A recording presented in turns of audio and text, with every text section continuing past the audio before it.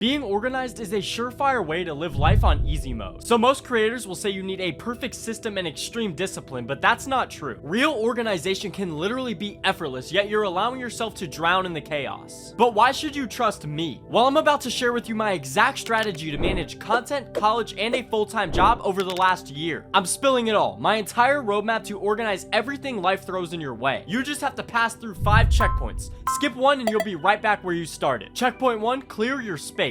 Before you can organize your life, you need to clear the clutter that's holding you back. In this first checkpoint, you're going to clear out your physical, digital, and mental space to make room for the strategies I'm sharing with you later. Think of your brain like a computer. You only have a set amount of memory or RAM that you can assign to tasks throughout the day. As your RAM fills up, your brain slows down, just like disorganization does to your life. Right now, too much of your energy is being wasted on things that don't matter, causing you to feel overwhelmed. So if you want your brain to stop lagging, here's how you clear the clutter for good. Strategy number 1 will clear your physical space. It's called the sightline reset. Step back to the entrance of your room. Look at it like you're seeing it for the first time ever. Notice what feels a little bit off. It's nagging at your focus or causing distractions. That's what needs to go first. Most people clean out of habit, just dusting things off or shifting things around, but you need to reset your focus. This strategy forces you to see clutter the way your brain does, so you remove anything that's visually messing up your focus. Once everything's in the right place, you can tackle the little details. Dust, vacuum, or wipe down any surfaces. By the time you finish, your focus and your space will be completely refreshed. And just when you think you have everything finally under control, there's a hidden mess still hijacking your focus. Every time you open your computer, you're greeted by chaos, thousands of emails, messages, and downloads. But what if you could cut through the noise instantly? That's where strategy number 2 comes in, the 2-touch rule. Here's how it works. On the first touch, you have a decision to make. The moment you see a document, file, or email, you need to act immediately. Either you delete it or you categorize it for later use. Haven't used it in weeks? Trash it. Stop hoarding useless files. If you'll definitely need it, put it where it belongs. Work, school, or personal. And here's the golden rule. No dumping in a miscellaneous category. That's just your digital graveyard. If it doesn't fit into a real category, it needs to go. Now on the second touch, it's time to act or archive. This touch isn't just about organizing, it's about acting fast. So if it requires action, do it now. Unread emails, respond. Unsorted downloads, file them properly. If it's for future use, store it for instant access later. Your most important files should never take more than 3 clicks to access. If you do that, you'll never waste time searching for a document again. Now after you've done those first 2 strategies, you've made it through checkpoint 1. All of your spaces have now been properly organized. It's time we move on to checkpoint number 2, collect and prioritize. Do you ever feel like something's on the tip of your tongue but you just can't remember it? That's known as mental fog, and this happens when your brain gets overloaded with information. And trust me here, your brain is not a good storage unit. So what's the solution here? Well, you need one single place to collect the flood of thoughts and inputs you get throughout the day. You can use a journal, your phone, a to-do list, it doesn't really matter. Just get the information out of your head. When you offload those excess thoughts in your brain, you make more room to stay sharp. Now I'm gonna let you in on a little method the top performers in the world use. It's known as the mind dump. Rather than trusting yourself to remember to get things done, you get rid of the choice completely. So the mind dump is a non-negotiable habit. Set a timer for 5 minutes and write down everything clogging your brain. Don't organize, don't filter. Random ideas, thoughts, worries, write everything down. But dumping your thoughts isn't enough. You need to make sense of this chaos, and that's where your why comes in. Now I'm certain you clicked on this video because there's something out there that you want. There's a goal out there that you were chasing, and you think more organization will help you get there faster, which it will. But first, you need to understand why exactly you're chasing this goal. If you don't understand your motivation, you're gonna have a really hard time figuring out what to prioritize. We're gonna play a quick game together. But first, it would be awesome if you left a like and subscribe to the channel. This will help push my content out to more people who need it. Now let's play the 5 levels deep challenge, and this is gonna dig a lot deeper than surface level answers. Ask yourself this: why do I want to be more organized? Then write down your answer. Then ask yourself why again.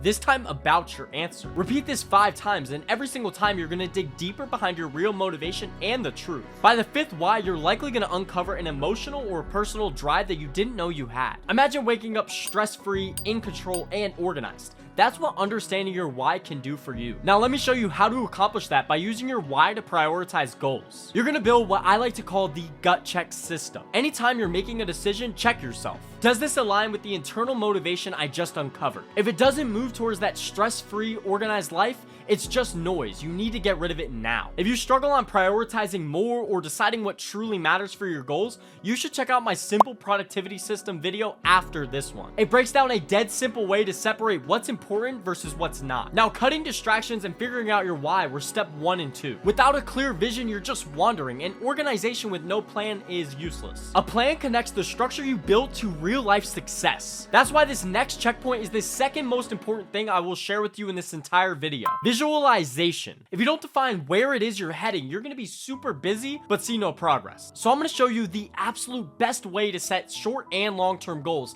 and how to build a clear roadmap to get there. But before I can do that, we need to talk about some common goal setting mistakes. Mistake number 1, the no exit plan. People will tell you to shoot for the stars, and that's usually good advice unless you take it literally. Most people plan out huge goals. Few people plan out the steps needed to get there, and even fewer have an exit plan. If you don't define what done looks like, you're just gonna end up chasing a moving target forever, and that will leave you feeling permanently unsatisfied. Instead, you need to clearly define a success metric that isn't based on a number. Aim for input goals, and if you don't know what that means, don't worry. I'm gonna cover that when we build your own personal solution. Now let's move on. Mistake number 2 is the copy-paste goals. You see a successful person's goals like wake up at 5 a.m. and read a book a week and assume those should be yours too. But unless a goal is tied to your personal values or lifestyle, you'll burn out or just give it up completely. Goals are meant to solve problems, not impress people. So build your goals based on what's going to benefit you the most. Mistake number 3, overloading your identity. If you define yourself by a goal, failure becomes a part of who you are. Instead of saying I'm an organized person, say things like I use systems to stay on track. That way, if the system fails, you can easily adjust it without the mental burden of feeling like a failure. Now, our last mistake number 4, is stacking on too many new habits. A massive life overhaul feels amazing at first, but then everything collapses quickly. Instead of trying to stack 10 new habits,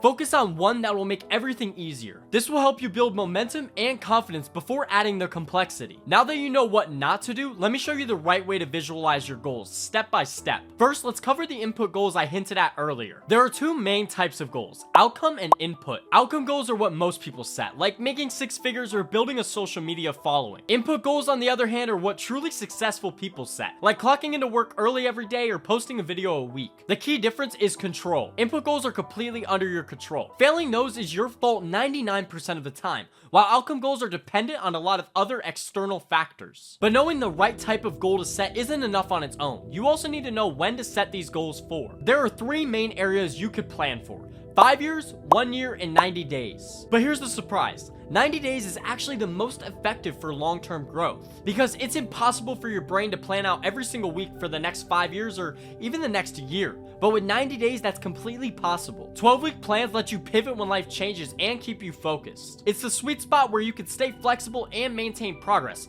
because the key to organization is staying on track and not being stuck. But you can't just set these goals and hope they happen. You need to map them out. This is where checkpoint number 4, reverse engineering, comes in. In this next checkpoint, I'll break down how to transform your long-term goals into actionable steps. It's all about working backwards to figure out what needs to be done and how to make it happen. Let's dive into how you can reverse engineer your own success. Imagine yourself in the future, having achieved everything you could desire. I want you to ask that future version of you 2 critical questions. What do I do every day, and how do I think every day? As you adopt the daily habits and mindset that person holds, you're gonna reverse engineer your way to becoming them. But this isn't just about one-off actions. It's about continuously aligning yourself with the identity that gets results. Now let's reverse engineer your goals. We're gonna use the end to start mapping approach. Instead of starting at the beginning, look at the end result first. Then identify the key steps needed to get there. This method shows you the exact actions, resources, and time needed to achieve your goals. Let me give you a real-world example. Imagine your goal is to become a New York Times best-selling author. Start with that and ask, what do I need to become a New York Times best-selling author? Clearly, you're gonna need a book. Well, what do you need to write a book? A publisher, internet access, and an idea. Now, where can you learn to write? Where can you meet this publisher? As we dig deeper, we're continuously breaking down this seemingly impossible goal. And that'll move us into checkpoint number 5, build systems to achieve. Now, this is single-handedly the most important thing I will share with you. Without the right systems, everything we talked about in this video will just fall apart. But don't worry, I'm gonna show you how to create your own system that is simple and easy to maintain. Step 1, eliminate time wasters. Track how you spend your time throughout the week. Identify tasks that waste time and drain energy. Paying bills manually, deciding what you're gonna eat for lunch, these are all decisions you can just X out of your life. By cutting these out, you'll free up space for the next step. Step number 2, automate. Create repeatable actions that don't require require brain power. Automate bill payments, schedule meals, and set reminders. Make the boring stuff run on autopilot so you can focus on bigger goals. Plus, you'll have more energy to track and organize your life. Step number 3, implement feedback loops. Build systems that improve over time and be flexible with yourself. Track your progress, note what's working, and tweak what's not. Feedback loops allow you to make adjustments before everything falls apart. Now, step number 4 is the most important. Stay consistent. Consistency is the root of everyone's success. No matter how hard you try, if you're not consistent, you will never succeed. And most people just ignore the brutal truths that come with it. However, if you want to learn more about consistency and some brutal truths behind it, go watch this video now.